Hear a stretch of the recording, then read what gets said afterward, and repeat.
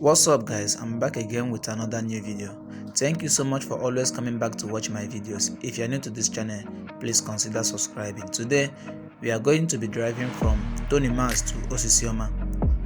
The Abia State government has really tried a lot because of the new constructed flyover here in Abia State and also the 4-lane going on here. If you're watching this video, kindly give the video a like. And if you like what I'm doing in this channel, please hit the red subscribe button on your screen so that whenever I upload a new video, you'll be notified that Nazi has uploaded a new video.